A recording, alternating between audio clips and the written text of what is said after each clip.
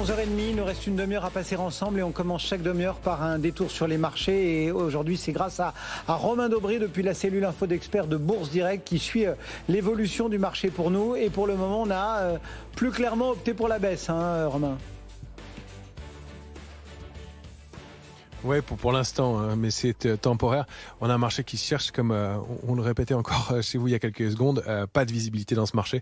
C'est pas clair du tout. Et en plus, on est vraiment à la croisée des chemins sur les grands indices, avec eh bien des niveaux de support majeurs qui ont été testés et un scénario d'accélération baissière possible ou de rebond de la même façon. Alors on peut pricer ces scénarios. Moi je donnerais 35% de risque baissier pour 65% de risque haussier pour être clair sur les probabilités. Mais on peut pas exclure dans ce contexte de manque de visibilité, de marché creux, de vent contraire avec bien la saisonnalité des marchés, la période actuelle de hausse des taux et les éléments d'incertitude économique. On peut pas exclure ce risque d'accélération baissière marqué avec donc à la rupture des niveaux de support et des plus bas testés hier sur tous les indices, une accélération baissière complémentaire qui est équivalente de l'ordre de 10% sur la plupart des indices boursiers. Maintenant, on a depuis quelques heures des indications intéressantes. D'une part, on a préservé ces niveaux de support, on a rebondi assez nettement. Par ailleurs, la position short n'a pas été reconduite la position ouverte sur les futurs n'a pas été reconduite pour une grosse partie.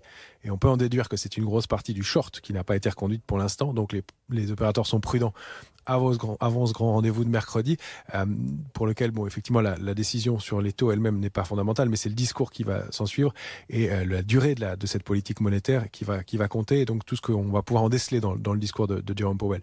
Il y a le fait que les opérateurs sont couverts, que les portefeuilles sont prudents, et puis on a ce consensus qui est effectivement très très pessimiste, et même un excès de pessimisme, puisqu'on a une décollecte qui est historique, une sous-pondération pour l'Europe qui est importante, donc un risque haussier qui n'est pas à négliger non plus dans ce contexte-là et dans ce marché.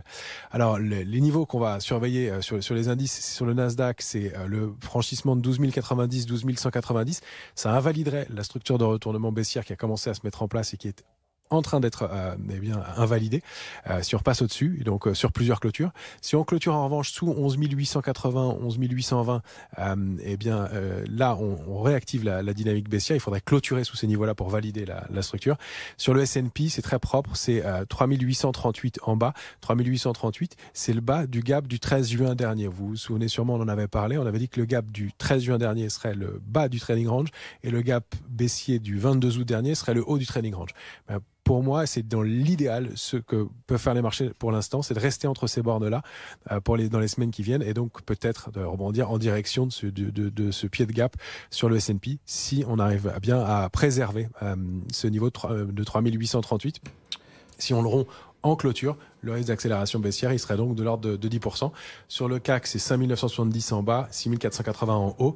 On a des niveaux intermédiaires. Pour l'instant, on est sous la médiane du trading range, c'est 6 220 points. Donc, on a un biais baissier pour l'instant, mais on peut alterner des achats et des ventes. Bon.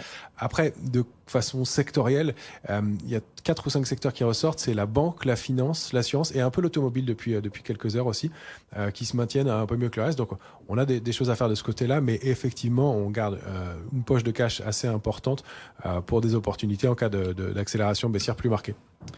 Merci beaucoup Romain. Romain Dobré et la cellule Info d'Experts de Bourse Direct qui nous accompagnait ce matin pour suivre les évolutions de ce CAC 40 qui perd pour le moment 0,7% et qui menace donc ses 6 000 points, 6 017 points.